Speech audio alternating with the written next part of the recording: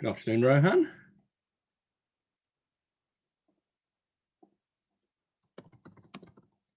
You're on mute. You're on mute, Rohan. This is going to be a terrible presentation. It's just my way of getting around not giving much value. Yeah, this isn't the secret guide to getting into Oxbridge. So secret it's all lip reading. And that'll be a terrible product. Although exciting and challenging for the client. So you know, it would certainly be a new spin on what we've been doing today.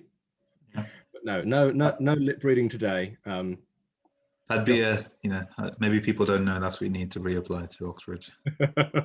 Yes, the second time they make you do the interview in complete silence, purely through mime and lip reading. No, fortunately not. Right. So we're just going to give a couple of minutes to wait for everyone to arrive. As well, we are at slightly fewer people than I was expecting based on the attendee data, but that should only take a minute or two, and then we'll get going. Have you had snow where you're based, Matt? We never get snow by the seaside. It is too warm.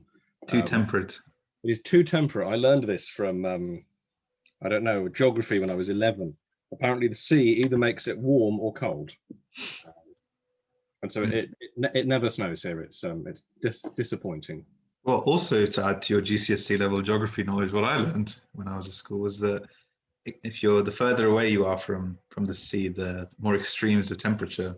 So that's why the center of Russia can be either fiercely cold or hot, depending on the sea. So I remember experiencing this when I was in Berlin last. You'll have to ask Henry about this. But I remember it being absolutely boiling there in the summer, in a way that seemed sort of out of proportion. And I've heard people say the same thing about Moscow, where they go, you know, expecting it to be cold, and they get there and it's absolutely boiling. Yeah, it's strange, isn't it? Well, should we get started? Or I suspect people will probably stop caring about our geography facts soon. Well, it depends, doesn't it? I'd say Cambridge, well known for its terrible weather. Nabokov claimed that the wind came in direct from the Urals. George, that was an exaggeration, but there you go. So yes, hello and welcome everyone. This is the third, maybe the fourth. I think it's only the third of our open days for 2021, in which we explore the kinds of questions that parents and students have. Today, we're going to be talking about reapplying to Oxford and Cambridge. We had originally planned to talk about this last week, so any of you who were expecting that last week, please accept my apologies. We were simply waiting for people to hear, as we wouldn't want anyone to commit to reapplying, only to discover that they had got in already. It would be an interesting thing to try and get in as many years in a row as you could, but I think after a while the university might get irritated with you wasting their time. So that's what we're going to be talking about today. Next week, we're going to be switching focus to medicine and giving you, and indeed anyone else, a really thorough picture, we hope, of what it takes to become a doctor. And my understanding is a lot of work and luck, and as the old joke goes, practice. But at the very least, we'll be talking you through what you need to work on and what you need to practice.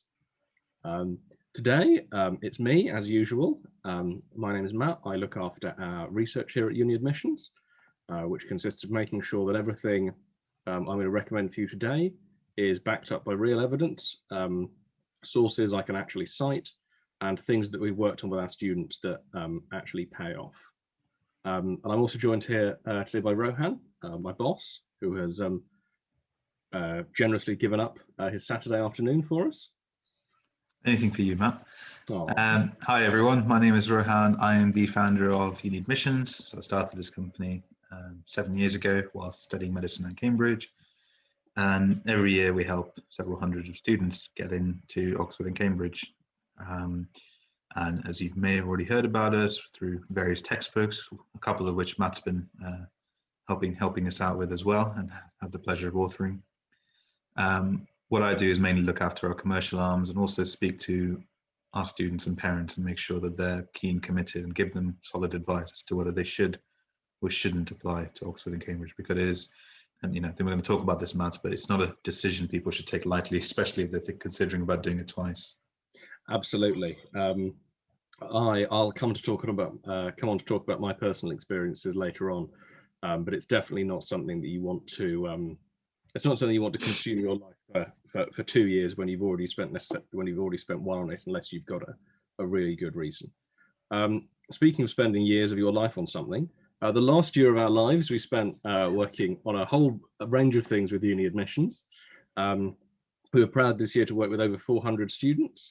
Those students worked with over 1,600 tutors for a frankly ludicrous ratio of 4 tutors per student, or as it's more conventionally expressed, 0.25 students per teacher, something that even the Perse School, who I've been reading about this morning, can't quite compete with.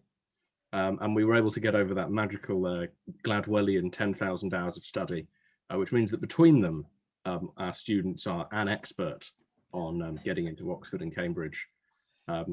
I haven't double checked these numbers over the last week because I'm sure they're still being audited, but we may even have snuck over the 11,000. I don't know. Yeah, I think these are definitely the minimum. I think the minimum bound. They'll definitely be ticking up as we get the final data in. So that's one of the difficult things about January. Suddenly we have to make sure everything adds up for the whole of the previous year. And getting final totals is much harder than getting running totals for a range of reasons.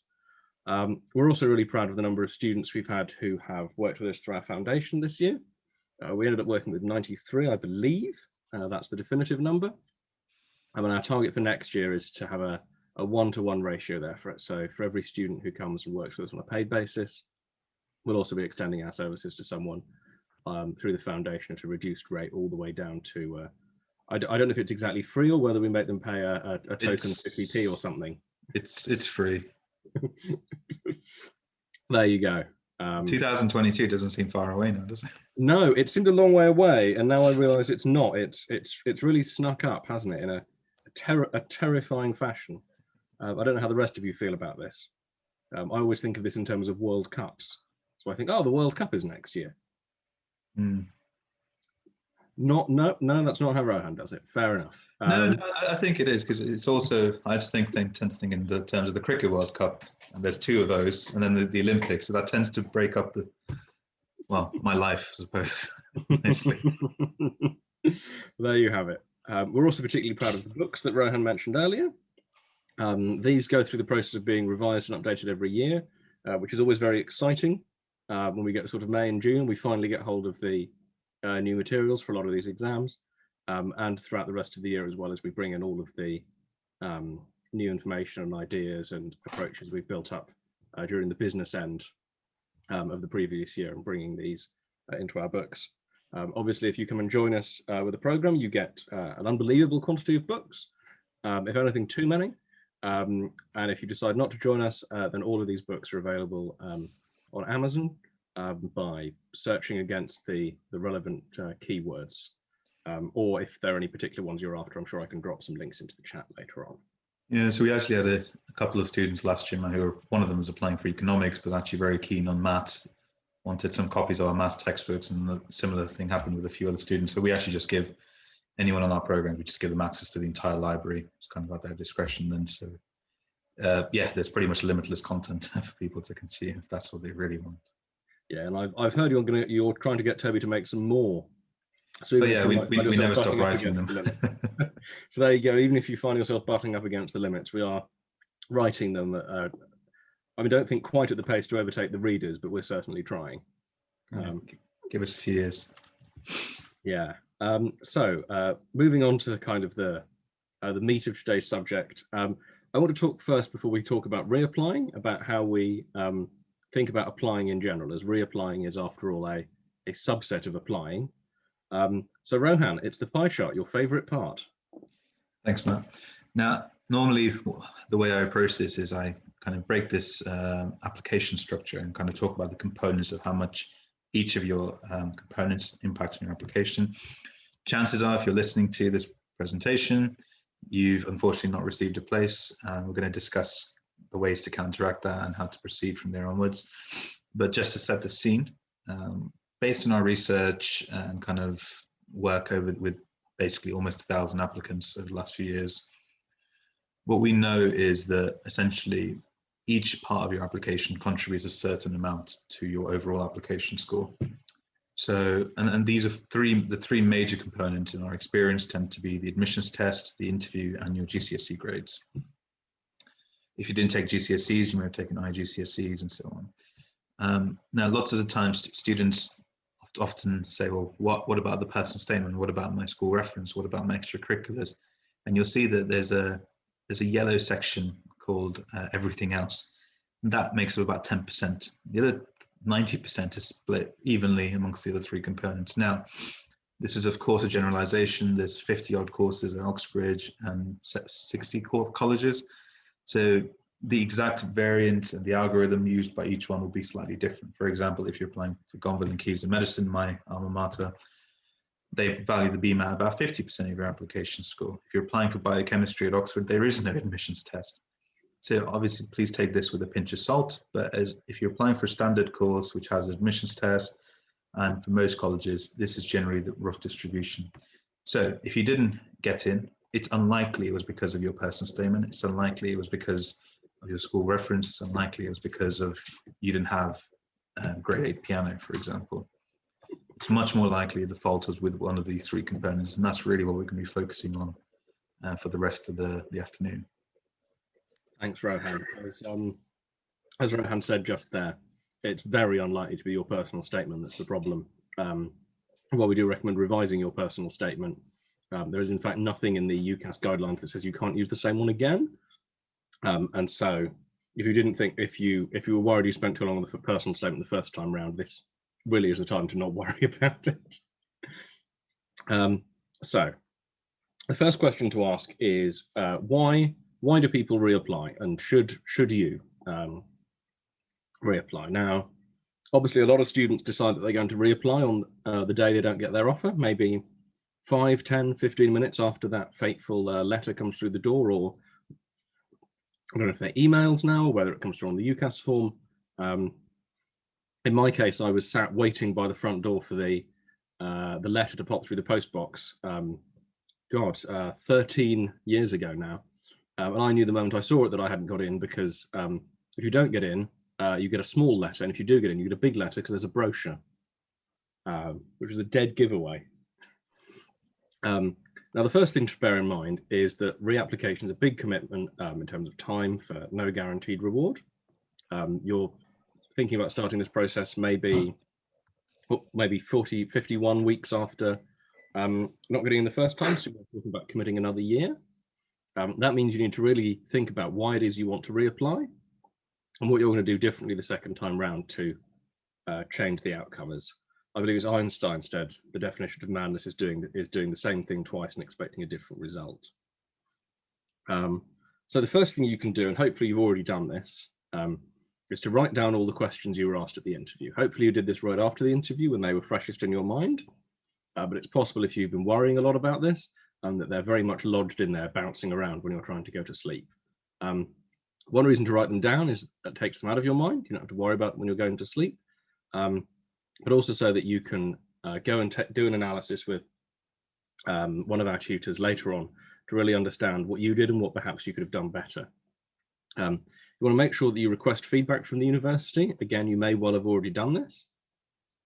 We've been told by a couple of students we've spoken to already that they're not expecting to get that feedback until April, which is a pity that it's so long. We would normally recommend that students really focus in on that, but if you're going to start reapplying, then it may be that you're going to do that before you get the feedback, but make sure you do get it.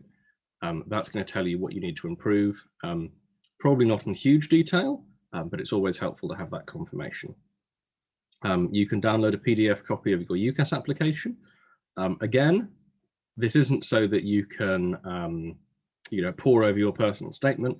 This is simply so that when you come to reapply next time, you don't have to spend 1,000 years remembering what you had filled out. And so that you can, and this is the most important thing, ask your school for a copy of your reference and find out what it was they wrote. This is something you need to ask the school very nicely about, as they might be a little bit grumpy about it. And if that is the case, do feel free to speak to us about that if you're working with us, and we'll be able to help you with that one, I'm sure. But the references, as we're going to come to in a moment, one of the areas of the application people really underrate. So once you've done all of this, you can you can sort of stop for a moment and try and identify the weaknesses in your first application. You want to apply again, you want to look at those weaknesses and address as many of them as you possibly can. In practice, those are going to come down to 4 areas. Either you'll have been weak in the admissions test. If you didn't get an interview, this will be the reason, 90% of the time. Your admissions test score wasn't particularly good. This goes particularly for subjects at Oxford, and so you didn't get an interview. If you got the interview, the problem will probably have been the interview. And so you want to spend time reflecting on that. If you feel like you got really close to either getting the interview or that you felt you were close after the interview, you want to look at your reference to make sure that you're getting the best possible recommendation from your teachers that you can be.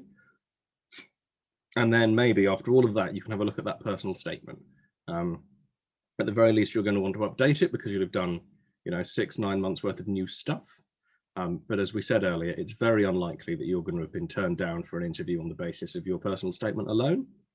You would have to write something pretty horrendous in there to put them off entirely if your admissions test score was tolerable.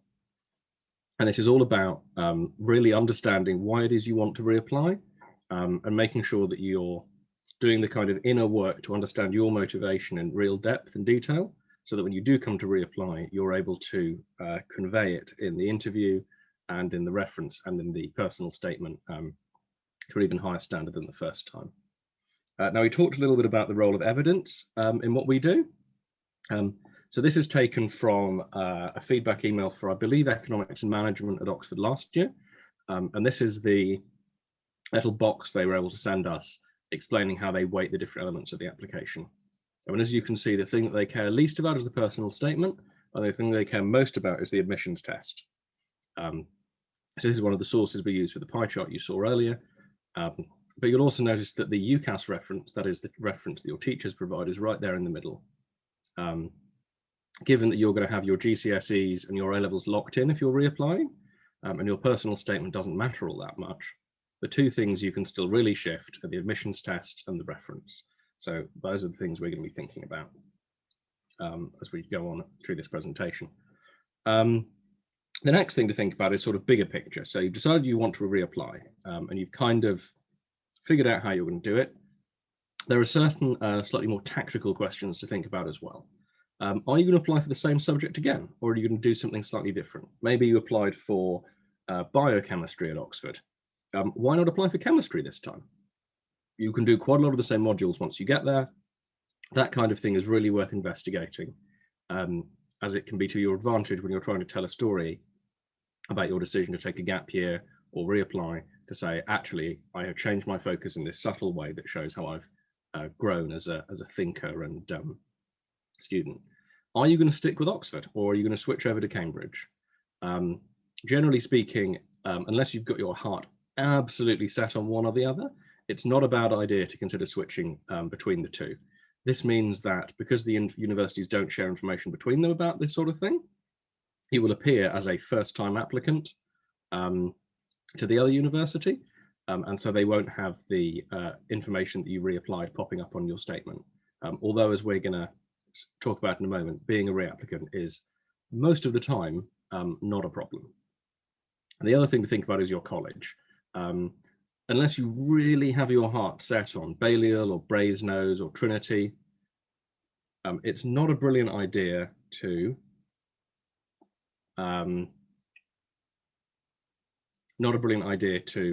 insist on reapplying to the same college. I wouldn't recommend that at all. So I got a funny message there from Rowan. Did anything go wrong? No, seemed to be fine. That's fine. Good. I got a message saying I'd been signed out, and I panicked for a second. But nothing bad happened, which is a relief. Plus, I've been monologuing, so I wondered if the device had got bored. So what you want to be doing, as I said, is to be thinking about what you're going to do differently across each of the parts of the application the second time round, so that you can change the outcome. And I'm just going to spend briefly, I hinted earlier on my personal story, which is back in 2008. I know, before many of you had even started school. I didn't get into Oxford to study classics at Magdalen, which I was very upset about at the time. And given the choice of industry, I guess I must still be upset. And what I ended up doing is I thought about reapplying for a really long time. I was pretty set on it, right up until pretty much I actually started my eventual undergrad degree at King's College London. I'd written the personal statement, I'd filled out the form. I was pretty set on doing it. And in the end, I decided not to. And instead, I was going to go and apply for a master's degree there. And so what I did was I applied for a master's degree at Oxford. I applied for a master's degree at Cambridge. I got offers for both. And in the end, I decided to not go to Oxford so that I could have the satisfaction of them rejecting me, but also me rejecting them. So if all else fails, if all else fails, and you decide that while that reapplication isn't for you, if you do have your heart set on Oxford, for a great majority of subjects, it will be a little bit easier to get in at the master's level. It saves you a little bit of time, and if you've got offers from other great universities, it's something to consider if you don't want to commit the whole hog to reapplying. There's nothing wrong with going there for a master's degree. If anything, it's nicer. I very much recommend going to Cambridge for a master's. I had a lovely time.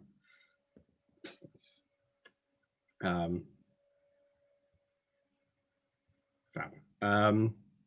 Yes, so I'm just looking at the chat. Sorry, Ian, if I've been focusing too much on Oxford. Most of this will go for both Oxford and Cambridge, but I'll try and flip around which one I'm using these as the example in the next 10 minutes. So the next question to answer is, if you've decided to reapply, one thing you might be worried about, is reapplying weird? People worry about this sort of thing all of the time, across all spheres of life. And the answer is basically no. More than 500 people reapply to Oxford or Cambridge each year. It's, as far as I can tell from the data I've been able to get hold of, well over 400 people who applied to Oxford in year X apply again in year X plus 1, and the same for Cambridge. And so we think at least 5% of applications to Oxford or Cambridge each year are from people who had applied the previous year to the same place. What we don't know, however, is how many people apply to Oxford one year and Cambridge the next. This is because the two universities don't share their admissions records with each other, and they certainly don't share them with me in that level of detail. However, I have done a little bit of looking into it, and what I've been able to piece together by looking at the bigger picture application data is that substantially more people apply to Oxford one year and then Cambridge the next, or vice versa, than sticking with the one. This is a smart decision that we basically support, but it means that probably between 10 and 15% of people applying to either Oxford or Cambridge each year had applied to either the same university or the other university the previous year. I should have done an equation to make this clearer, I realise. So to put this one way, if you are reapplying to Cambridge, there are more people who are in the same boat as you reapplying than there are people applying to study classics and linguistics and music put together. So there are more people reapplying than there are applying for, I think that's about 16% of all degrees. So being a reapplicant is more popular than at least 20% of the degrees at Cambridge. Probably, if you count them individually, more like 30 or 40. Again, so if we look at the numbers with. So is reapplying weird? No, not particularly. Pretty normal. But does it work? Do people who reapply get in? So what I've done here is I have gathered as much information as I can on offer rates for reapplicants for various subjects. Now, it's been really difficult to get together because it means mixing and matching a lot of data sets. And so unfortunately, the information that I'm going to show you now is all of the information I have at the moment. I'm hoping that in the next couple of weeks, I'm going to have a new batch of information, but I'm still waiting for that to go through the Freedom of Information process. And this is all slowed down by the fact that for reapplications, you're talking about a minimum of 2 years worth of data rather than 1 year's worth of data as you would be for applications. So if any of you join us to reapply, there will be new information available about this later in the year, but probably not until March. When, do let me know if you're still interested. These are the ones I did find information on though. So between in the 2018 and 2019 cycles for computer science at Cambridge, again, just over 5% of applicants were reapplicants. And the reapplicants had a slightly higher success rate than the first-time applicants. They got 15.8 versus 12.2. For experimental psychology at Oxford, again, 17.3 versus 30.7. For psychology, philosophy, and linguistics at Oxford, 14.7 versus 33.3. For history at Oxford, the sample size is much bigger for some of these than others because, again, it depends on what people have chosen to apply for. You can see a really big gap between the success rates for students reapplying as opposed to applying the first time, whereas the opposite effect is true for history at Cambridge. So if you're thinking of reapplying for Cambridge, maybe switch to Oxford. History and politics, again, we see a slightly more favourable rate for students who are reapplying than applying. And for law, we see the same effect again, still at Oxford. As you can see, the number of reapplicants fluctuates a fair bit from subject to subject. So take these numbers with, try to put them in appropriate context. Law at Cambridge, again, it's a slightly lower chance if you're applying for the second time. So again, perhaps go for Oxford rather than Cambridge if you're reapplying. And we come to look at the really popular subjects, human, social, and political sciences, where very nearly 10% of all applicants in this period of time were reapplicants. They're getting in at almost exactly the same rate as first-time applicants. So if you're trying twice, you are getting an equal shot each time. Economics at Cambridge is one which shows a similar effect, where people are getting in at a very similar rate the second time. And for some of the most popular subjects, I think if anything, the most popular subject outside of medicine at Oxbridge, for PPE, again, over 5% of applicants are reapplicants, and those reapplicants are getting in at a slightly higher rate. As you'll be able to tell from looking at these, the effects are not huge and the sample sizes aren't as big as I would like. But Rohan, I feel like you're about to come in on this. So I think these are relatively new figures to you. So yeah, I mean, you've done a really good job scraping these, actually, because I'm sure it must have been difficult to get them together. I think, just for the audience really at home, the important thing and the thing that jumps out to me here, Matt, is there's not masses of difference between them. I mean, some of them are slightly more likely to get in if you reapply, some of them are slightly worse. But, there's not really anywhere which goes from, say, 15% to 45, 50%, or from 15% to 3%. It seems broadly similar.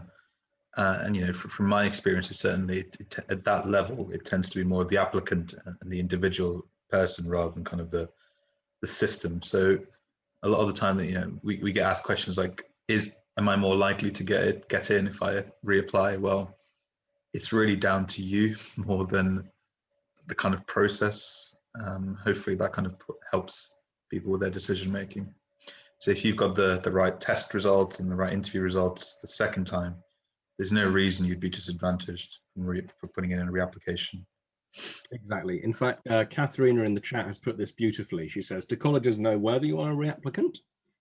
And the answer is, if you're applying to Oxford one year and Oxford the next year again, they will know you are a reapplicant. Do they dislike reapplicants? No, they don't mind. Being a reapplicant is fine. They get in just as often as first-time applicants. And of course, you've had two bites at the apple. So in a sense, you are more likely to get in because you've had two goes.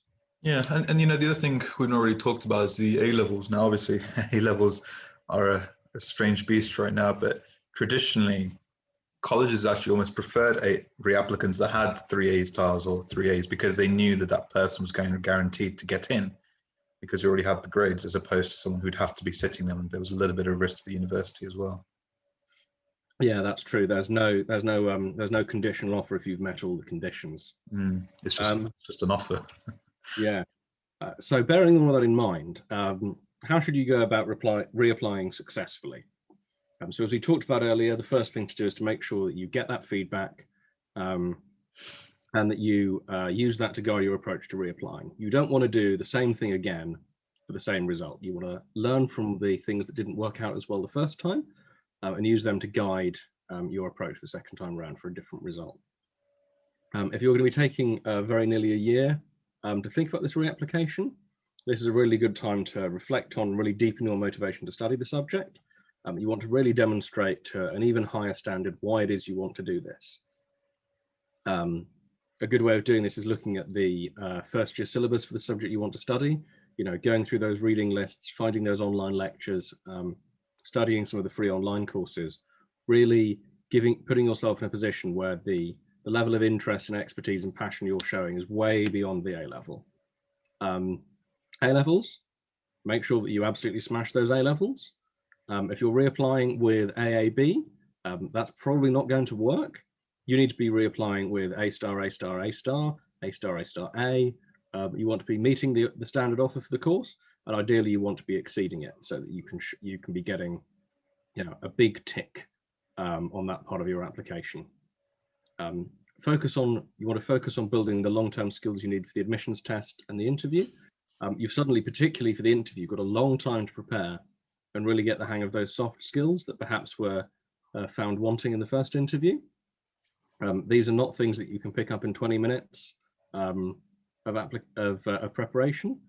We get every year students who come to us on the 17th of November and go, I have an interview at Oxford in 2 weeks' time, can you help? And the answer often is, no, it is too late. You should have been preparing for this interview a while ago. We can't fix the problems with the way that you present yourself in an interview setting now. If we had 6 months, it would be fine. And the good news is if you're reapplying, you have nearly a year, more than enough time to get the hang of those things. Yeah, obviously the questions that are asked in the Oxbridge interviews aren't the standard, why do you want to study here, or why this college, or why your subject. They tend to be quite a lot more obtuse, slightly more, I was going to say mystical, unusual questions that, perhaps certainly as a 17, 18-year-old, unless you've been kind of brought up in a superbly academic environment, you're unlikely to have been used to answering. So it does take time to improve them in practice. And the last thing to remember is not to waste your gap year. If you are going to be reapplying, having done your A-levels this year, you are not going to have a massive amount to do after next Christmas if you get that offer, or even in the meantime. So do go and find something worthwhile to do. Hopefully the virus will have finished by then, and so it will be possible to get work experience, to find interesting jobs. Really go and find something worthwhile to do that's going to enhance your application, rather than just, sitting around or going backpacking around Peru, because finally you're allowed to go backpacking around Peru again after it was illegal for a year. I think, Matt, I'm sure we'll come on to some of these questions later, but there'll be quite a few queries about, and we've not really talked about the COVID and the impact of it on universities so far, but whether if people are on the fence about whether they should reapply, and obviously that's a big decision to make, if kind of COVID would maybe swing them towards reapplying, because they may, we've certainly had a few parents that I've spoken to which have said we weren't successful, but we don't think the university experience, especially for the sciences, will be quite the same this year. What would your advice be? Well, I'm unusually optimistic about the vaccine, as far as I can tell among people I know. I'm fairly convinced things are going to be fine come September. But I understand that I'm probably right at one end of the kind of bell curve of risk tolerance on this kind of thing. And so while it is too early to say, I think it's perfectly reasonable to say, if I'm going to go to university and it's going to be a bit rubbish for the first 2 terms, is it such a mistake to reapply and sort of delay the process? And I think there's a lot to be said for that in this year. That the value you're going to get out of next year is very much up in the air. I mean, it's possible that you'll get more value out of doing other things than being perhaps, at your parents' house watching lectures on a laptop again. But it is too soon to say. But again, you're going to have the opportunity to make decisions around that throughout the year. For example, if you're planning to reapply, but you're also planning to go and do a first year or a term at one of the other universities you've had an offer from, you have all the way up until August to decide whether or not to do that. And so if it does look as though university isn't going to be very interesting in September, or isn't going to really exist, then that isn't a decision you have to make right now. The other thing, I think, just to counter your optimism, I agree with you. I think we are doing very well as a country with the vaccination drive. Is the rest of the world unfortunately isn't. So if you're based internationally, that is something to consider, that if you come into the UK, and we've had a couple of students in a similar position, there is a chance you may get stranded here for a year or several months at least, because international travel, whilst the UK may be COVID free, the rest of the world probably will take several years to kind of fully recover from it. There you go. If Rohan and I were able to perfectly predict the future of the pandemic, we wouldn't be here. We would be much richer doing something else with our incredible skill in the stock market. But Rohan's right. If there ever was a year to keep your options open, this is probably the one. So that sort of brings us to the end of the advice I have. It's now a question of what we can do to help. Now, obviously, our business is helping people get into Oxford and Cambridge. Rohan, tell them how we do it. Thanks, Matt. So, as Matt alluded to earlier, we're not a tutoring company, so please don't come to us expecting and asking for a couple of hours of teaching. It's just really not what we do. We're really about long-term, comprehensive preparation. Essentially, we're a preparation school.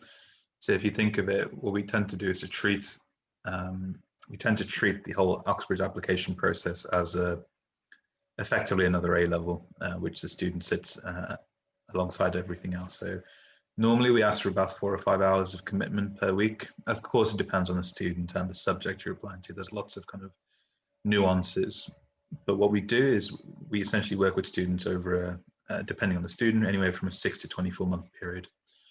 And we do that in a variety of ways. So yes, of course, there's an element of individual teaching. There's an element of group teaching. There are one-day courses. There are lots of textbooks and resources, but they all kind of interact with each other. Similar to if your child was going to a prep school, they would have each of these components, and then there would be a structured curriculum and syllabus. That's essentially what we do. Is we have an Oxbridge prep school. So we tell the student, here are the things you need to be doing in January, February, March, April, and so on. They can pretty much tick each thing as they go along. And that's why we're so effective. Obviously, we get 2/3 of our students in. It's not 100%. That's obviously the aim. Every year we hope to get closer and closer to that. But one of the reasons we're successful is because, one, we only work with some very talented, bright students who have at least the academics on paper to put in a good application, and they're enthusiastic and credible applicants. But two is we actually make them work quite hard. Now, obviously, so there's a little bit of selection bias, but then we do add a lot of value once they get into the process, and it is effective. But of course, it's a big time commitment, and of course, it's a financial commitment, which we don't want to take lightly for students. The next thing people always ask us is, does it work? Which brings us to my next slide. Rohan, it works, right? It works pretty well. So last year, we haven't got the data for the 2020 cycle yet, but for the 2019 cycle, we got just under 2/3 of our students in. So what we really did make a difference. This data set really refers to students who started with us on our full programs. So obviously there was an element of, if you did come to us very, very late on, there was very little we could do at that point. There's still obviously things we can tweak, but the students and parents coming to us much earlier, around September, October time, or even January, that's when we can make our best impact. Now you may say, well, actually, my school's pretty good. They did a really good job with me. I just fell at the last hurdle, and that's fine. But actually, we do a bit better job than pretty much every school in the country, including the PERS, which has been in the news quite a lot, that Matt mentioned. And if you're applying on your own, your chances are about half of if you didn't go to a particularly good school. So you can see from the graph, 26% of the average top 50 schools in the UK get about 26% of their applicants in, which is nothing to scoff at, but we're just a cut beyond. And that's, of course, because we treat it as an extra subject. Thanks, Ryan. I'm particularly pleased with that comparison with the PERS. I was reading their press release this morning, and they have a 9-strong Ucas team. And while there are, I think, more than 9 of us here, we don't have the advantage of an entire school helping us out. So I think we still edge them overall. Although admittedly our offices aren't as nice. I have been to the PERS briefly, and it is a swanky place. I do think we should invest more money in an orchestra and things like that for work. Maybe suits of armour next time, yeah. if we're going to compete with the purse, we really need to do a kind of 360 competition. Now, obviously, because we're talking about reapplication today, some of you are going to be joining us not only because you are thinking of reapplying after having been disappointed the first time, but also because you are existing students of ours who are planning to stick with us, which we're hugely flattered by. The confidence you brought into us, that you put in us, and the effort we've worked together, we're as disappointed as you are. But Rohan, we are, I believe for the first time this year, extending a specific approach for students who are sticking with us for that second year. Yeah, so ultimately, we really want to help students who kind of worked with us for a full year. So essentially, if you were on our full program and we weren't able to help you get in, we'll work with you for another year on our reapplication program. Essentially, this means you'll have a consult with either me or Will, one of our basically our lead consultant, who'll go through your entire application with you once you get your feedback from Oxford and Cambridge. The idea of that is essentially we can focus in on your weakest area. So often it'll be the test or the interview that students have not done well on. Sometimes they may say something like your GCSEs weren't strong enough, in which case we'd have an honest discussion with you and say, look, whether it's worth reapplying. Bear in mind, you won't get that feedback since April. We'd still want to start with you as soon as possible. And of course, reassess your application later on. So let's say you're applying for economics at Cambridge, you did the ECAA and you still got an interview. Now, Cambridge will interview the vast majority of applicants. So and your feedback that you get later may show that actually your test scores weren't good enough, or your essay was weak, or your interview performance wasn't good enough, in which case we target and tailor the program according to your needs. Now you've seen a few prices here. These are just guide prices, and really we do need to speak to you to kind of get a better understanding of things. And it really is on a case-by-case basis. So hopefully it gives you some scale. We get lots of questions on pricing. Currently we're extremely busy, so we've had more than 500 phone calls or live chats and appointments booked, and we just don't physically have the capacity to deal with all of them. So to help people out, give a better idea of kind of financial commitment, this is it. But if money is an issue, please don't let that stop you. We have a very active foundation scheme, and we gave away more than 90 places last year completely for free. So even if you can't afford them, please do get in touch, because we want to help you, particularly if you've been working with us already, and we want to get you in. Of course, there'll be a few caveats. We'll insist on you asking for help from your, asking for feedback. We'll insist on you seeing your school reference. We'll really want to know why you're reapplying. For instance, anyone who's reapplying for Oxbridge Medicine, I'd probably have a serious conversation with them and probably try and see if I can discourage them from doing so, if they've got another offer, that is. I'd say a doctor is a doctor wherever they yeah, come from. So obviously Oxford Medicine is good if you can do it the first time. You really have to wonder whether it's worth a whole year of kind of your life. Now, if you've got other plans for that, or if you're really keen on academics, then by all means that's good. But what we don't want to do is to accept a student on the program and then your motivation for it wanes. And it's quite easy to be really keen and committed in the early days, but actually it tends to be around the summertime when all your friends are about to go off to uni that your motivation can dip, and that's what we want to avoid. Yeah, I'd say to add to Rohan's point on the question of Oxbridge Medicine, I went to see my doctor I think 2 days ago, as I've got an interesting looking lump in my head. And although he didn't go to Oxford, he did merely go to King's College London, so taking the same path as me. I was relieved to have him confirm that I do not in fact have a cancerous melanoma, which is what my wife was worried about. Obviously I would have preferred an Oxford educated doctor, but I did believe him. So having shown you all of that, the question now is to look at the impact that we've had. As we mentioned earlier, we are lucky enough to get, well, lucky and skilled, I suppose, to get something of the order of 63% of our students offers. This was our number last year. Now, what that 63% means, among other things, is that we really feel that other 37%. It really hurts us just as much as it hurts you. And so we are particularly keen to work with students who are thinking about reapplying, who've been working with us already, as we also feel the the kind of passion and motivation to get you what you want, what you deserve, and to kind of be avenged, if that's not too strong a word. We also have people say lovely things about us on Trustpilot. This is where I would normally make a joke about Will, but he's not here, which is disappointing. Rohan's here instead. But to date, no one has said anything nice about Will on Trustpilot, although they have said nice things about Rohan and Mia. I haven't checked for a couple of weeks though, so perhaps people have decided to turn against me after my relentless bullying of Will and say something nice about him. I don't know if you've been on there to check in the last couple of weeks, Rohan. I was actually on there earlier this week, and there were quite a few students who we had helped, and they were kind of talking about how their experiences with us and how we'd helped them get in. I didn't see Will's name mentioned though, Matt. Oh, there you go. So if any of you are keen to stand up for Will, even though he's not here, Trustpilot is the place to do it. Or you can say how nice I am, and what I'll do is I'll come back and change all of these images that I've pulled and replace them with people saying nice things about myself. That would be even better. So if you're in two minds, that's what I would enjoy best. We're now going to move on into the question part of the presentation. So those of you who are regular attendees of this open day, which I hope isn't too many of you, I thought it was only me who had to do this every Saturday.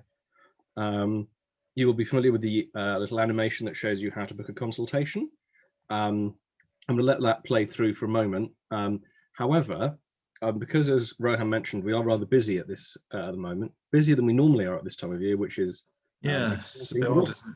It's exciting, but also it's that kind of annoying exciting. We are not quite ready. We were hoping for an easy low season, but it's been anything but so far. Sadly not. So you can book a consultation this way. Through the website, filling out your various details, and we will phone you back at a time in the time slot that you have requested. Or alternatively, you can get in touch with Will directly if you are already decided. We've managed to convince you over the course of this presentation, which I hope so. It took me ages to put this presentation together. The thing to do is to get in touch with Will directly through WhatsApp. Here is his phone number. Alternatively, I'm sure you can send him an email. And here's simply will@uniadmissions.co.uk. I should put that on the slide. But yeah, if you're already decided, please do get in touch directly with Will, and we will get you booked up as soon as we can. Yeah. So normally we kind of insist on speaking to students and kind of going through that. If you already worked with us or you're considering reapplying, you'll need a little bit more specialist help. Will's one of our most experienced consultants. He's our lead consultant, and will be kind of able to help you out a little bit. So please just send him a WhatsApp. Unfortunately, we're just getting a lot of bookings and consultations being booked, so there's just a lot of pent-up demand. So if you are looking to speak to us quickly, then the best thing to do is to WhatsApp Will. And if you're looking to, if you know no rush, you can wait a few weeks. Then please book a consultation, and we'll make our way to you as soon as we clear the backlog. Well, I say, as if you've made a decision, and this particularly goes for people who've been working with us already, we're really keen to right that wrong for you, and so please do get in touch directly and quickly. We're really keen to continue this journey with you to the right conclusion. So that brings us around to, oh, sorry, Rohan, I've spoken right over you. How rude. No, that's just because if you're not sure, if you're not sure about reapplying, you already worked with us, please just call Will or speak to us, and he'll be able to kind of help you weigh the pros and cons. We're not here to strong arm you into applying. This really goes against our ethos. We rely on recommendations and referrals a lot, so we will do what's best in your interest. I will try, if you speak to me, I will try my hardest to get you to not apply to Oxbridge for medicine for a second time, unless you have a very good reason to do so, for example. And I have a personal interest in people who don't get into Oxford the first time, not going back, at least at all, given that was my path, and it's one I've been fairly happy with.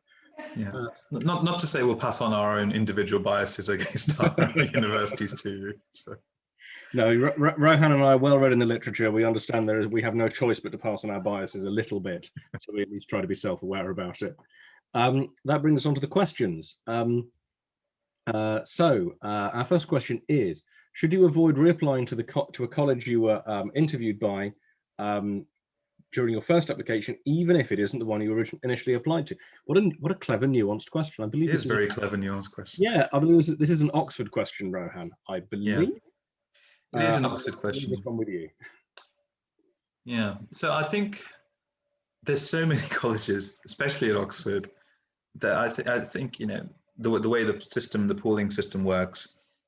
If either of the colleges had liked you, then they would have made an offer. Now, obviously, the way that the algorithms work is if both colleges like you and your top college, the one you actually applied to, likes you as well, then you get made an offer by them. The fact that you've not been made an offer by the second college suggests that you weren't almost quite good enough, unfortunately. So I would recommend not applying to that college as a second thing. That would be my personal recommendation. What would you think, Matt? I'm inclined to agree. I think this is also part of, and this is something I'm really keen to talk about with students who decide to reapply with us. I expect we'll do a couple of private webinars with them to think about the kind of psychology of it. If you wanted to, I'm going to use my own story here. So I applied to study classics at Oxford. I applied to Magdalen because I wanted to be Oscar Wilde. Now, one of the bad things about this was that Oscar Wilde had been dead for well over 100 years at this point, so he wasn't there. But also, I become really invested in this particular idea of what going to Oxford would be like. Now, I didn't decide to reapply in the end, but if you found the experience of not getting in quite emotionally difficult, what you don't want to do is embark on a kind of quest for revenge and apply to the same college and the same course and try and do it again, but different, and really make it too emotionally weighty and too much of a personal investment. Yeah, because imagine, Matt, you reapply and you end up with the exact same interviewer. Exactly. And I go, well, I'm back. You were wrong. Yeah. Also, psychologically, it'd be really hard, right? It would be. I'm the murderer returning to the scene of the crime. I'm returning to the to the train platform where my first girlfriend dumped me. It's all of those disappointments coming back. I think it's really worth thinking about applying to the other university, and it's definitely worth applying to a different college, just so that what you're doing feels fresh and different, and you can kind of invest yourself in it anew. I think spending 2 years plowing that exact same furrow probably isn't the best move, but again, we're going to talk about this in more detail with the students who come work with us about this. I expect we'll probably something I'll do with Cam, actually, come to think of it, making sure that you're approaching this with the right mental attitude, because it can be one of those things that can be something that people get too invested in, and it doesn't necessarily mean that they perform to their best. Yeah, sure. Onto a slightly lighter question. One question asks, could you start a term at one of your unis and then pull out if you got an offer? And another question asks, if you reapply after the first year of uni, would your transcript replace the reference? How would it work? So to answer that first question, I'm going to leave that second one to you, Rohan, because I don't know the answer. So to take as an example, if you reapply in October, having started at, let's say, UCL 6 weeks earlier, there's absolutely nothing to stop you from dropping out of UCL in the second week of January after you get your offer to go to Cambridge like you'd already wanted. The bad news is, and it will depend on the university, you probably won't get to have that term for free. You probably will have to pay for it. And I do not know, I believe this is something that varies from university to university, how much you will get charged, whether you will get prorated if you drop out midway through the second term, whether once you've been there for a certain amount of time, you're on the hook for the whole fee. Basically, there's absolutely nothing wrong with doing that. And in terms of making sure that you have all of you're getting all of the intellectual stimulation that you need to make a good application, I don't think it's a particularly bad idea. The downside is it might end up costing you quite a lot of money. So that's what I would take into account. But again, it's worth looking at the universities on a case-by-case basis, because it may be that there's a really clever way of doing this where you can drop out before you get charged any money, but after you've got the interview offer. I don't know. Yeah, sure. In regards to if you reapply in the first year of university, does the transcript replay the reference? So I assume you mean the university transcripts, in which case, if you're in your first year, you probably won't have anything of substance. If you mean your school transcripts, well, assuming you're in a UK school, no, it would just be the actual A-level IB certificates that you present with. You'd still have to present a reference, and even if you do apply from university, you still need a reference from a professor or normally if we recommend you get your school to fill it out if you're a first year university student. Yeah, most schools are very supportive in this area.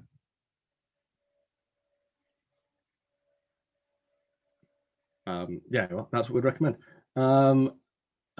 Michael asks, Michael? No, that's the next question. This is simply M Tan. Maybe it's a Michael, who can say?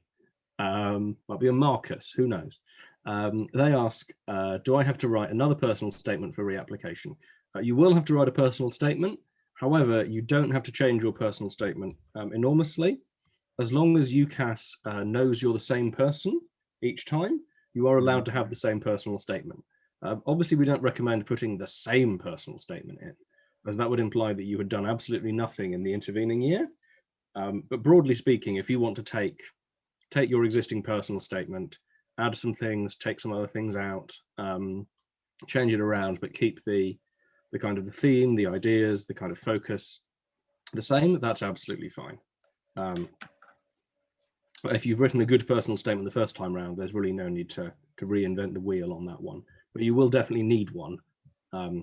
Obviously, if you want to stick the same one in again, you can do that, which saves you the trouble of writing a new one, but we wouldn't recommend it.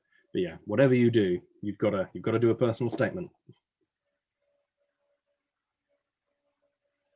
Fab. Rohan, we've got a couple of questions from Bhumika about gap years.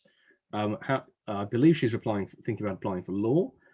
How can you show that you have grown in your gap year, and what would you recommend as a gap year for law at Oxbridge? Well, it's a funny year to ask that question, because normally we'd say things like travel and kind of volunteer work abroad can be quite good. Now, the thing that really comes to mind right now is work experience. And whilst it's quite difficult to get work experience, there are still online courses that you can arrange and view for free. Really, what they're looking for is personal growth. Now, that could be in the form of some online course that you've taken, and it doesn't have to be a formal qualification. That's important to say. If you can talk about law and the academics of law in particular, sometimes when we work with law applicants, they're shocked to find out that actually you can do law even if you study English or history or even medicine at undergraduate level. What the law admissions tutors really want to see is a passion for law.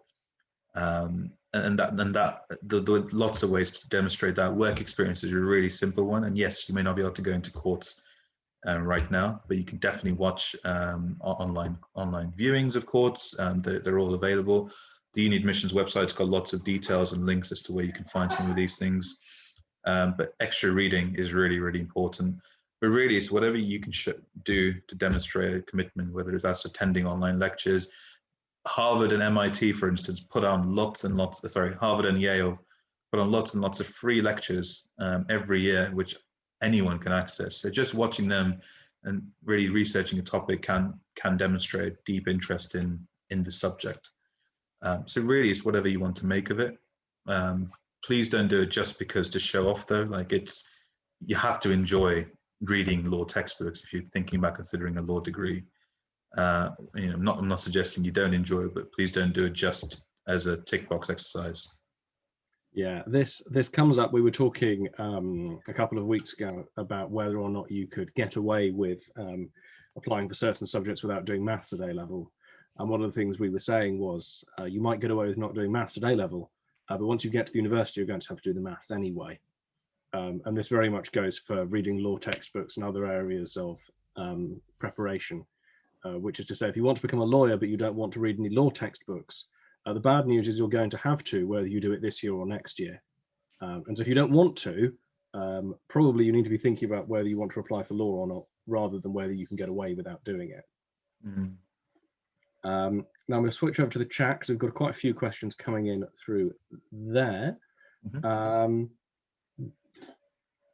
Katerina asks about, will colleges mind about the age you are when you are starting at university?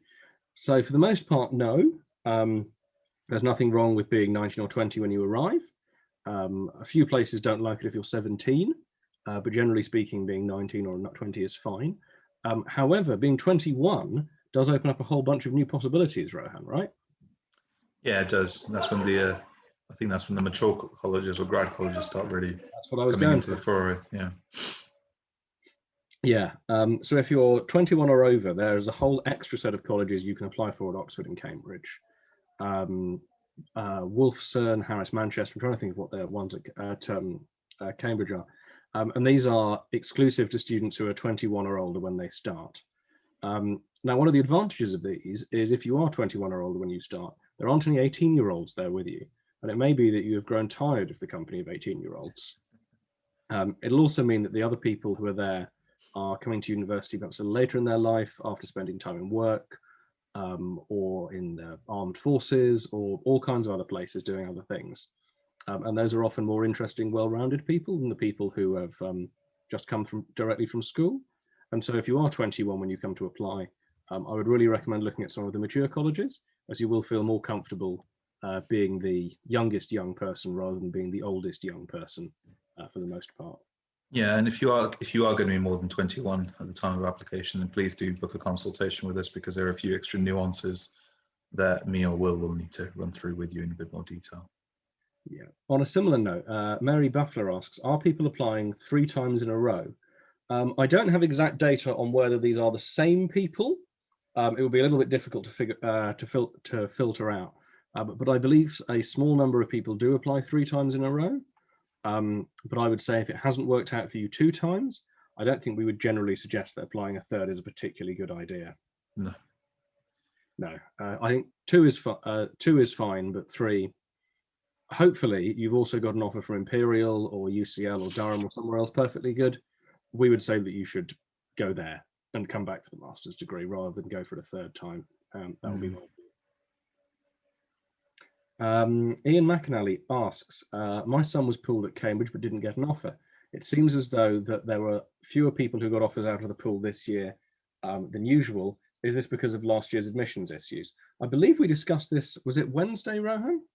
Yeah, we talked about this. It's still theoretical. We're not confirmed this, but the numbers we talked about seem to be suggesting a similar thing. Matt, you'll probably have the numbers to hand.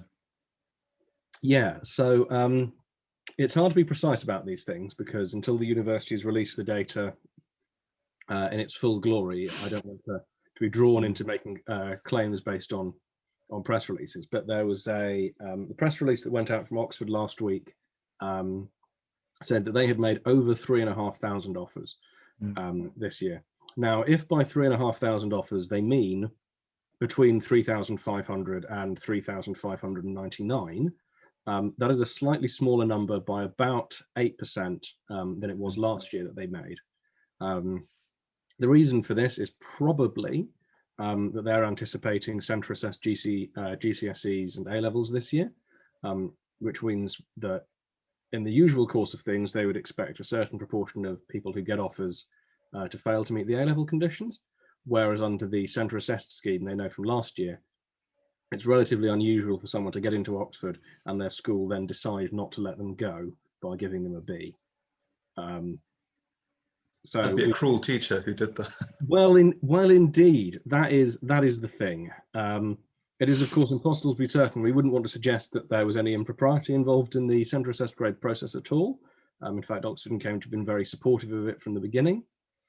But if it turns out that they have decided to cut the number of offers made by a couple of hundred in anticipation of people doing better in their A-levels than they might ordinarily do, then personally I don't begrudge it to the young people who've had a pretty rough year as it is, but it is something to bear in mind. But again, this is all speculation because we don't have hard numbers yet. And Ian's question was about Cambridge, where they haven't released a press. I haven't seen the press or even about the number of offers they've made in the first place. Maria asks, is our reapplication service exclusively for our previous clients? And there's probably a little bit of nuance to add here, Rohan. There is. So the reapplication program is available. So we had a few students on it last year. I think from what we've heard, most of them have heard back now. Still waiting to hear back for a couple, but pretty much done in line with what we'd expect. It is available to everyone. Obviously, the pricing will be different if you're a new client effectively joining us on it. That's the only main issue. But again, best to speak to Will about it. Yeah, Maria asks, or has a couple of other questions just to clarify about the programs, which I'm going to do quickly. She asks, we said we're not a tutoring company. Do we help with admissions tests? When we say we're not a tutoring company, I suppose a counterexample is helpful. So I do a little bit of tutoring on the side, teaching English, which I do once a week for 1 hour. We don't do that. What we do is much bigger and more fully featured than an hour a week of me helping you read A Streetcar Named Desire. We cover everything. It's the enrichment seminars, it's the test support, it's the online system that allows you to practice the tests, it's the books, it's the one-to-one tuition, it's the interview prep, it's the day courses. When we say we're not a tutoring company, it's because we're much, much more, not because we're much, much less. And to answer Maria's other questions, yes, we support students entirely online all the time. We have students quite frequently in Hong Kong and Singapore, where for budgetary reasons, we don't tend to fly out a tutor to spend time with them face to face. Also, the jet lag is horrible heading in that direction. I don't like it at all myself. And she asks if we have reapplication numbers for veterinary medicine. Unfortunately, I don't. As I said, the numbers I showed you earlier, those are the only ones I have at the moment. I'm still waiting for the rest to come through. I should have them in March, so please do chase me up in due course. We may even do an extra presentation with more of them, I suppose. But if you're interested in reapplication specific numbers, please do get in touch directly and I will send them to you when I have them. There we go.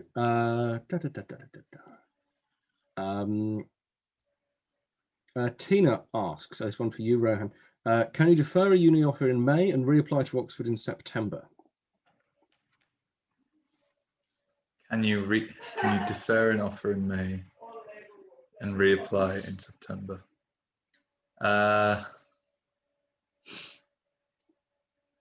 Yeah, in theory you could. The university you've deferred with probably won't be particularly happy or pleased, but there's nothing from stopping you from kind of pulling out the various changes of circumstances, I suppose.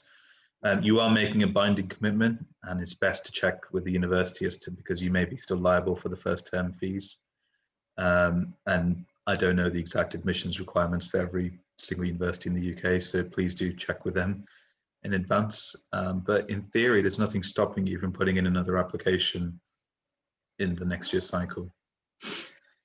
Yeah, so if I remember correctly, I was at school with a girl who did roughly this, and deferred her offer from Lancaster and applied, having done much better than she expected in her A-levels, to Imperial, and then went to Imperial the following year. So I don't know what fees she ended up paying, if any, but that's rather a cunning scheme. And so if it turns out to work, please let us know, because that's quite clever. I quite like that.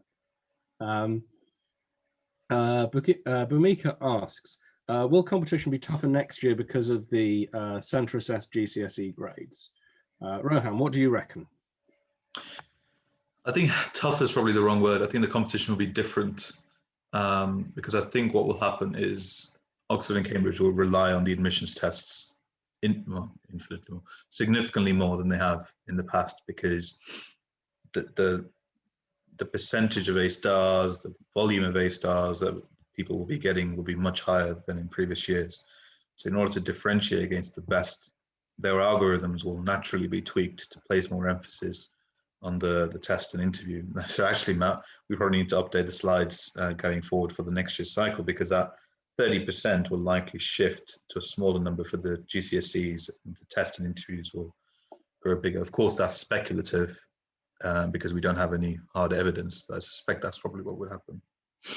Yeah, Rohan's right. If you imagine you're trying to make a comparison between lots of people who are the same height, ultimately height doesn't become a very useful way of doing it.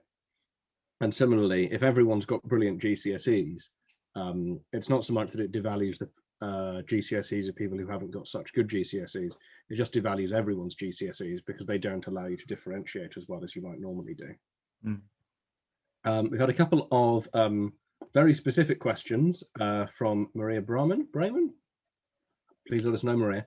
I would really recommend that you book a consultation with Will. I'm going to flick back to the animation for that now, as your questions are, frankly, too detailed for me to be able to answer right now. So I'd really recommend you get in touch with us directly so that we can address all of the nuances that you're bringing to bear, as these are probably the kinds of questions that are going to take me 10 minutes to look up the answers to, and that's very boring to watch live. Michalis asks, even though I was rejected from a particular Cambridge college, I was emailed that the college was confident that I had the right level, and they recommended me to the inter-college pool. If I decide to reapply, would it be a good idea to reapply to that same college? This is a variation from an earlier question, Rohan. Sorry, I'm just trying to catch up. So, rejected from particular. So say you've applied to. I think, yeah, I think in this case, even if you were pooled, you weren't picked up by another college. Now, Cambridge do tout this, that their pooling system is perfect, and I think it is pretty good, but I don't think it is perfect. So, and what I mean by that is, let's say you apply to a particularly competitive college for most subjects like St. John's or Trinity. You are, because of that, you're much less likely to get pooled because the standard of applicants is so high that you actually have to be, instead of let's say that the threshold for passing an interview and getting a place is 80%. You may need to be 70% in order to get placed into the winter pool. Whereas with certain other colleges, the ones that, you know, for instance, perfectly good colleges, but maybe all girls or further out of town, like Murray Edwards or Girton, maybe you only need to be 70% in order to get a place. But in order to be placed in the winter pool, you have to be 60%. These are all speculative, arbitrary numbers. Please don't worry about the exact numbers. But the whole point of this kind of analogy is to show that actually different colleges have different thresholds for putting people into the winter pool. More competitive colleges will put more people into the winter pool, but that's also because they get more applicants. So that's a very long-winded way of me saying don't apply to the same college. Yeah, thanks, Rohan. As we mentioned earlier, it's a good idea to, if you're thinking of reapplying, consider applying to the other one, consider applying for a different subject, and at the very least do apply for a different college so that you're not repeating the exact process again. Both from a strategic and also from a psychological standpoint. I've got a question in from Helena Tagg. I have spoken at length with with your father, but it's lovely to meet you in person, Helena, sort of. She asks, are postgraduate degrees less competitive or less well regarded than undergraduate degrees at Oxford? Now, I only have a postgraduate degree from Cambridge, so I can't speak to Oxford specifically. I turned them down. Got my revenge. But I suppose, Rohan, you can offer an answer because you hired me, even though I only had a postgraduate degree from Cambridge. Did it bother you? No, I don't think so. And I think, you know, the Oxford and Cambridge name and the brand obviously is quite strong and it is valuable by employers. It's not the only thing employers will look for. And obviously, it's not just employers, but academia. It's a fantastic place to study.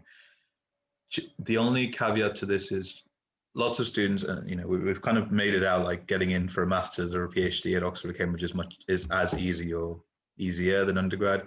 There are some courses where it is fiendishly difficult. So again, I keep coming back to medicine, but this is a really, really big misconception, is the average success rate for medics, if applying to Oxford, tends to be around 15%, depending on the college and university. For graduate medicine, that percentage sits at about 3 or 4%. So it is much, much more competitive. So if I see a grad med, I know that they've had to work several times harder in order to get that place. So yes, they are definitely well regarded. The other thing to bear in mind is that the people you'll be there with will be different between postgrad and undergrad at Oxford.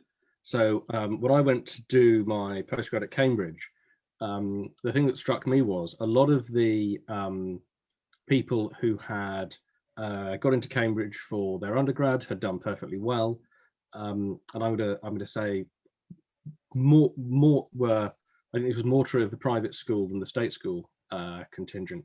They had gone off and got jobs in the city and disappeared and decided not to stick around for postgraduate study. And so the people who were still at Cambridge or had come to Cambridge for postgraduate study were probably were much more intellectually focused, much more keen to become academics. It was a slightly different group of people. And so in terms of going there to do a postgraduate study, if you're thinking about academia or going on to a PhD or things like that, there is a certain amount of turnover that goes on at Oxbridge between undergrad and postgrad. And so the level of intellectual seriousness really takes a step up at the postgrad level, and that can really be an advantage as well. Which isn't to say they're not fun, they are fun, but a lot of the essentially, a lot of the Eton and Harrow types have already disappeared to Canary Wharf, so that you tend not to meet as many of those if you're only there for postgrad. But I say, there we go. Bamika asks, is Oxbridge better for law job prospects compared to universities like UCL? If you want to start on this, Rohan, and then I have a small nuance to add. So there are certain firms which will only exclusively hire from Oxford and Cambridge, certain law schools. Again, it won't disadvantage you by not going to Oxbridge. It just means that you may take you an extra bit of time. You may have to compete with Oxbridge grads, but it's very doable to end up as a qualified lawyer without having to attend Oxford and Cambridge. So yes, it will set you up and it may accelerate your career. It will give you more options, but it's by no means a necessity, and it's also by no means sufficient. There are plenty of law grads from Oxbridge who don't end up lawyers. Yeah, there are mediocrities everywhere. The only nuance I wanted to add to this was, if you are thinking of taking the bar exam after completing law school, there are quite a few firms, or chambers as they are in the case of barristers, that are particularly keen for you to have gone to Oxford and Cambridge, because it allows them to bill more, to charge more for your services, that is. And so a lot of chambers will be keen that if you didn't go to Oxford or Cambridge for undergrad, they will encourage you to go and do an LLM at Oxford or Cambridge. As happened to my old flatmate, who is now on the bar counts. In fact, she's an incredible high flyer. And often there is funding from the chambers available for that, or things like that. So if you're planning to become a high-flying barrister, then definitely there are advantages to Oxford and Cambridge. But again, if you're the best lawyer at UCL in your year, then you are by necessity better than a mediocre Oxford grad. So your actual performance is much more important than where you do it at the end of the day. And again, if you want to go and do that master's degree, then those opportunities exist as well. So. And you know, Matt, it probably sounds like to the audience that we're kind of just hammering on about how unimportant Oxbridge is. we don't want to kind of devalue. You know, we don't want to kind of obsess about Oxbridge and devalue the degrees, but we also want to be realistic with yourselves that it is a year of your life that you're putting up ahead. And whilst it's easy for us to pull at the heartstrings and talk about the extra money that candidates may make, it's also a significant chunk of your time. And if you have a competing offer that's 80% of the way there, then why wouldn't you at least strongly consider that? So before you make a strong commitment, please do think things through thoroughly. I was speaking to one of our students only yesterday who wasn't fortunate enough to get an offer from Cambridge, and he seemed very downhearted about going to study chemistry at Imperial. And the bad news for him is chemistry at Imperial is really good, really, really good, possibly better than chemistry at Cambridge. And so he's going to have to get used to that. Yeah, and you know, obviously, if you do come on board with us, we'll look after you from start to finish, and like we did with our reapplicants last year. And you know, they've had some really good results with some very proud parents. But just make sure that you're fully committed towards it. What we don't want to do is for you to have a last-minute jitters and cold feet halfway through the year. There you go. So before this presentation, I was worried that Rohan and I would end up doing too much in the way of sales, and instead we've ended up doing anti-sales. Nur Altasha asks, would you recommend medicine applicants to reapply? And I'm going to add on, and where? So is it a good idea to reapply for medicine, and where should you do it, Rohan? It depends. Medicine's a bit more complex because obviously you end up as a doctor regardless of which medical school you end up going to in the UK. It really depends on how your first application turned out. Now, in theory, you shouldn't, if you've been unfortunate enough to be rejected from all 4 of your medical schools so far, then it's likely you messed up on your admissions tests, in which case you need to seriously consider and review your admissions test prep, because a good student who prepares thoroughly, there's no reason why you shouldn't at least end up with 4 interviews. And again, this is what I say to all of our students applying for medicine. Unless you're applying to Oxbridge, there is absolutely no reason why, if you go to an interview and you're prepared correctly, you shouldn't get an offer. It's just poor preparation, particularly for medicine. Poor preparation equals poor performance equals no offers. So if you've been unfortunate enough and you've got the grades on paper, but you've not done well in the tests or the interviews, then there are clear areas for you to work on. I would only recommend you don't apply to medicine if you already have an offer, because whilst you may think, well, I've got a place, I don't know, Leicester Medical School or Birmingham, but I'd really like to be in London because that's two slots higher in the Times ranking. Again, it really doesn't matter. Save yourself a year. And yeah, we are doing a very good job at anti-sales here, but but please, it's a year of your life, and you really need to be looking towards the future rather than kind of sticking around and trying to apply again. So obviously, if you don't have any new offers, any offers at all, then yes, you have to reapply. Your only other option is to apply to a 5th course like biochemistry or pharmacy and kind of go into a medical career as a graduate. And that's of course possible, but that's very, very competitive. As I tell, it's even more competitive than undergrad medicine. So just be warned about that. On the question of the rankings, I remember this is something to bear in mind if you're holding offers from very good universities and you're worried about whether to reapply or not.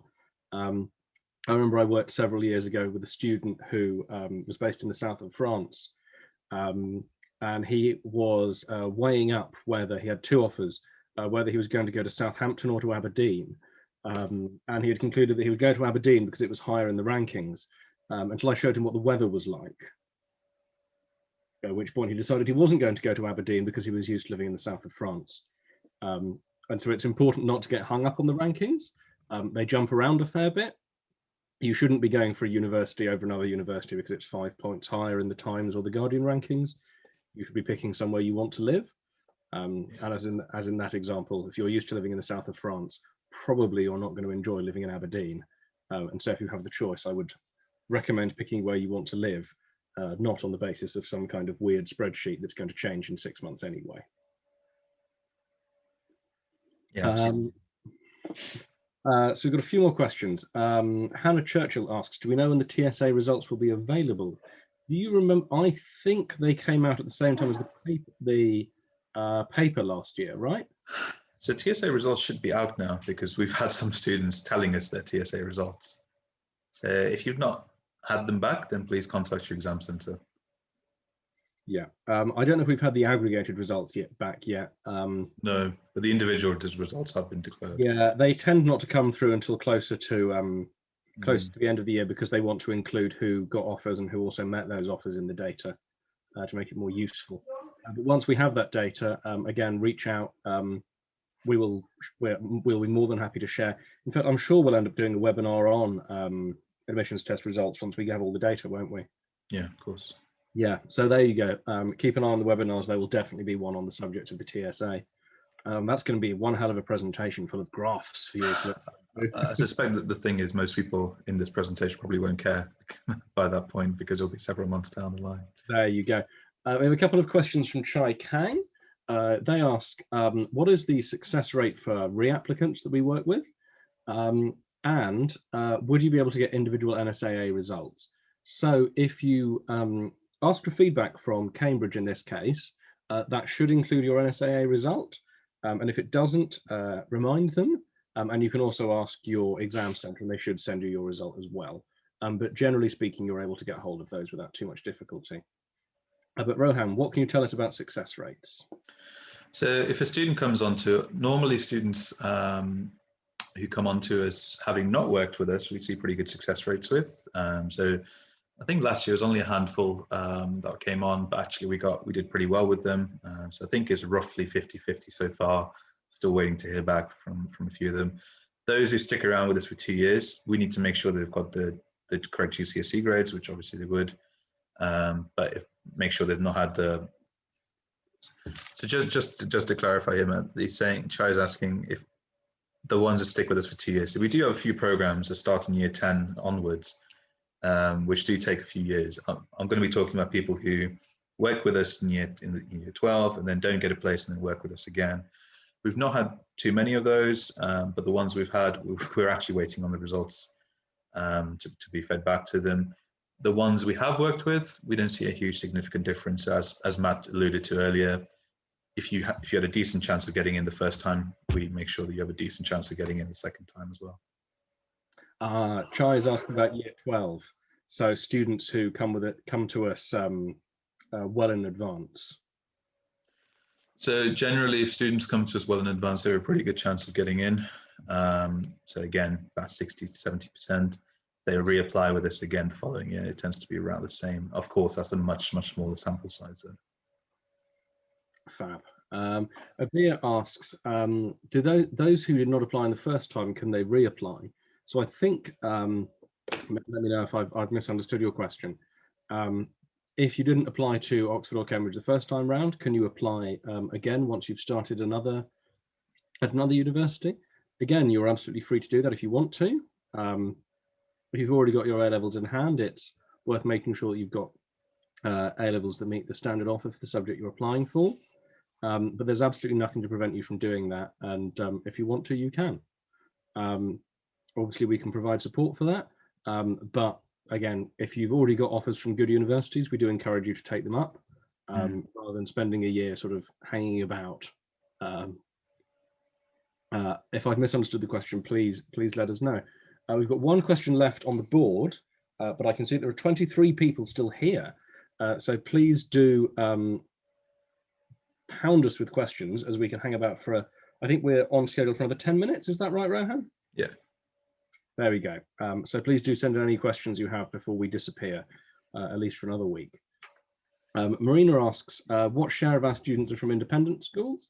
I don't know off the top of my head. I've not seen the tracking on this. Yeah, it's a good question. I think it's about 50-50, but I'll have to look into it. There you go. It's not something we tend to put an enormous emphasis on. A lot of students worry that, well, what we find is a lot of students at state schools worry that it's easier if you're from an independent school, and a lot of students at independent schools worry that it's easier if you're at a state school.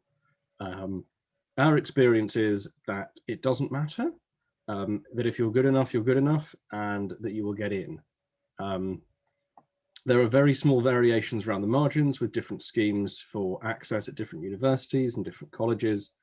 But in the grand scheme of things, if you do well in the admissions tests, you do well in the interview, you get good A-levels and GCSEs, you've got as good a chance of getting a place regardless of which kind of school you went to. We spoke about school earlier. That's very much an independent school, and they got an awful lot of people in this year. So I don't think anyone there is experiencing any disadvantage. I wouldn't worry too much on that count. But we work with students from a complete range of schools, and more than happy to tailor our support depending sort of in line with what the school is already doing, as we find that the differences between what the schools are able to do, the variation is much more complex than just independent versus state schools, right? There are some outstanding state schools and there are some very mediocre independent schools. Yeah, for every Hills Road sixth form, there's a bad independent school out there that barely knows the admissions test exists. I mean, Ip asks, does it matter what medical school you go to if you're planning to work abroad? Good question. It depends where you're based. If you're based from, if you're applying as an international medic from Singapore, just make sure you check with your Singapore Medical Council equivalent of which medical schools in the UK are licensed. But in general, pretty much every UK medical schools, apart from one or two that are very, very new, are recognised internationally in the UK education systems. well recognized. If you're looking for prestige, obviously some of the London ones or Oxbridge have that extra wow factor, but in terms of your eligibility, it shouldn't make a huge difference. But again, I can't know the legalities around 300 plus countries, medical schools. So do check that with your country's governing body. I'm gonna have to send you to the UN, Rohan. There are not 300 countries. There are, I believe, 212. And that includes places I wouldn't be worried about medical licensing for, like North Korea and South Sudan. Is every country a member of the UN? I don't think so. I believe that's what being a country to some extent is. Oh, right. Okay. Well, this is why I did science, not humanities. Or at least the ones with special observer status, like the Vatican City or the Free State of Palestine. Bamika Sina asks, out of UCL and LSE, which would you recommend for law? So I knew a lot of people who went and did law at UCL when I was studying at King's, and many of them have gone on to have good jobs. I've also met quite a few lawyers who went to LSE, and it's also very good. If you have offers for both, well done. I would consider going to either of them. Those are both excellent law schools. This is where we talked a little bit earlier about the value of rankings. If you're looking at two universities that are both very good, that are in the same city, you want to be looking at the nuances of the curriculum, the work experience opportunities, if there's anything special, maybe even scholarships, just figuring out if there's anything that's going to break the tie for you. But I would say those are two, even something like the price of the accommodation, as I know that at LSE the accommodation is quite expensive. But broadly speaking, if you've got offers from a couple of really good universities, it becomes a really personal decision, and not something we're not going to suggest you go for one rather than the other for some kind of ranking reason. Because I mean, I don't, if you were looking at CVs for a job, Rohan, I don't think you'd be going, oh well, obviously LSE is better than UCL. Yeah, it's very incremental gains at that point. Yeah. Ankur Singh asks, should I wait for another year and reapply next year to Cambridge, or shall I go with the offers I have and reapply to Oxbridge for a master's degree? So again, this is a good one to book a consultation with us, right, Rohan? Yeah, absolutely. Again, you've got it. It's hard to say because it doesn't mention the subject. If it's medicine, just go with your normal offer. There are a few instances where you may be very, very keen on Oxbridge. So things like if you are dead set on becoming a world-leading researcher. I had a few friends who I went to med school with in Cambridge who then went on to do very similar things. They're doing some amazing research now. One of them has actually helped him with the COVID vaccine, for instance. So it is possible, and obviously it's easy to end up in academia if you end up at Oxbridge, but it's not necessary and it's not sufficient. If it's another university and another course, then it really depends. That's more of a personal preference at that point than kind of something we can tell you. There we go. As I say, we're going to close up in the next couple of minutes, so please do drop in any final questions you might have. But we'll look at a last couple. Maria Brayman asks about whether our client numbers and the number of applications to Cambridge have gone up or down because of the virus. So I can tell you the number of applications to Cambridge has gone up this year. It's gone more or less up in line with the multi-year trend. It's been a slightly higher increase than usual, but as far as I can tell from the information I've seen so far, that is entirely down to people being particularly keen to become doctors this year. Can't imagine why, nothing particularly important with medicine going on. People are just very keen to be doctors this year, and that's trickled through into people applying to Cambridge and Oxford to become doctors. And no, we've not had any impact on our growth trajectory as a company from the virus. If anything, we've had a particularly good year, I would say. It's been quite nice. That's been very nice. We've actually seen a very small uptick in international applicants, so we've not seen any downfall in that either. Yeah. Ankur Singh, I'm just going to take these last two questions. He has offers from Warwick and Bristol for economics, and he didn't get into Cambridge for economics after an interview. How would you take that as a situation for reapplying, Rohan? It's really a personal preference. Obviously, if you're looking to work in the city or go into management consulting, Oxbridge does open doors. But I know plenty of people who ended up in those careers without an Oxbridge background. Just makes it slightly harder for yourself. It's really a personal decision. Warwick is a very well-respected university, and you'd have a good academic understanding and basis of it. So it's very much something you'd have to decide on your own. Whatever you do, we'd support you. Yeah, thanks. Again, both good universities, but as we say, it really does come down to personal preference whether you want to try it again. T. Drabit or Drabit or Drabbit, who can say? Asks, would you recommend that I reject the universities that have given me an offer and reapply for Cambridge, or should I defer my entry to the universities?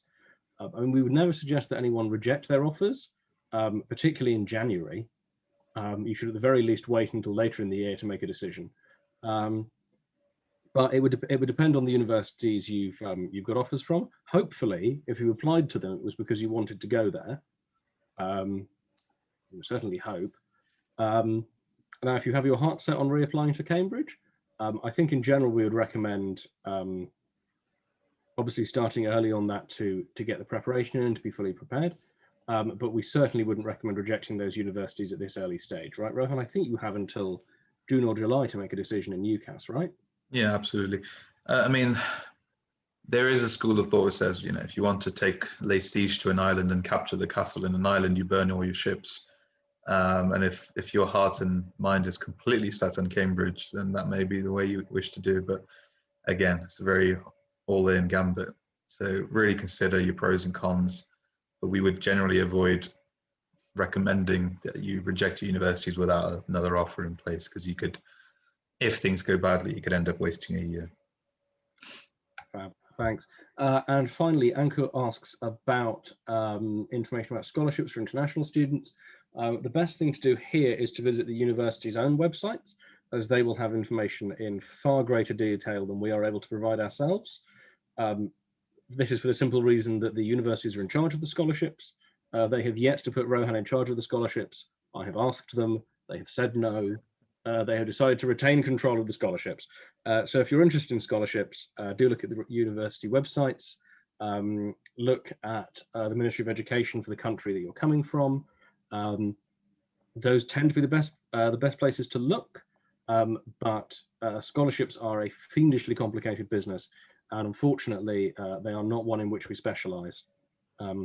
So very best of luck, but that's all the pointers I can give, unfortunately.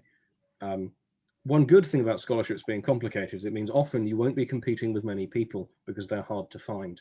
So if you're having a difficult time to find them, think of it as a good thing rather than a bad thing. The other thing to be aware of is there are very, very few international scholarships available. I can count them on my hand. Now, there might be some available from your home country, and they tend to be quite a few, particularly Singapore, Malaysia, Japan. So if you're applying from those countries, you can drop us an email. We can potentially give you some access to some of our students who have gone through similar scholarship programs. But yeah, I'm not particularly good at reading through the Ministry of Education in Japan's website. It's very much in Japanese, a language I'm not familiar with. So that brings us to the end of this week's session. The positive news is I've been doing a little survey on the vaccine each week to see how that's going, as I'm very pro-vaccine, as I mentioned earlier. Everyone who has responded to our survey knows someone who has had the vaccine, and fully 10% of people have had it themselves, which is exciting. Oh, no, sorry, 45% of people have had it themselves. Everyone knows more, the other half know more than one person, and one person knew more than 10 people. Was that you, Rohan? It wasn't me. Didn't actually give me the option of voting. Oh, someone else knows more than 10 people who've had the vaccine, which I'm very envious of. I only know 2 people. That person's a doctor. Come to think of it, I only know 4 people who've had it, and they're all very old. I bet that person's a doctor. No, both my grandmothers and both my grandmothers-in-law, all of them are. No, I meant the person who's had. Oh, 10 people. Yeah. Oh, and Maria Brayman asks one final question, which is very easy to deal with. Yes, that is Will. Good looking, isn't he? But that brings us to an end this week. If you are keen to work with us, please get in touch with Will through WhatsApp to book either the scrolling back through the slides, either our classic Oxbridge program, or if you are persisting with us for a further year, the Reapplication program, get in touch with Will directly to book those, or you can of course book a consultation through the website. You go to the website and there are all kinds of places on there that prompts you to book a consultation. Thanks very much for joining me on a Saturday, Rohan. Just got Anchor asking about the contact details again. Oh, for Will. Yes, let me pop those back up. There you go. And that's how you get a hold of Will. If you want to get in contact with us more generally, obviously, if you visit the website, uniadmissions.co.uk. Oh, it's clever how it does that in the subtitles, isn't it? You can book a consultation there, and we'll get in touch with you in the next few days. But thank you again, Rohan, for joining me on a Saturday. You're very welcome. If you are looking to contact Will, please do that today. The reason is we have our final enrichment seminar starting tomorrow for January. That's the last one for this month. And then we go into a new segment of the seminars. So we can potentially get you signed up and the ball rolling for the following entry cycle, but we'd need to know today. Thank you very much, Matt. It's been a pleasure. What an interesting topic after doing medicine for a while. Yeah, thank you everyone for your questions. Thank you those of you who booked consultations, those of you who are already bothering Will, and those of you who are, as Rohan mentioned, interested in becoming doctors. Please join us at the same time next week to find out how it's done. I myself am curious because I've never become a doctor, and I increasingly fear I never will. But Rohan will be here to help me unmask the mysteries of medicine. Yeah, look forward to that one. Right. Thank you. Goodbye, everyone. Bye-bye.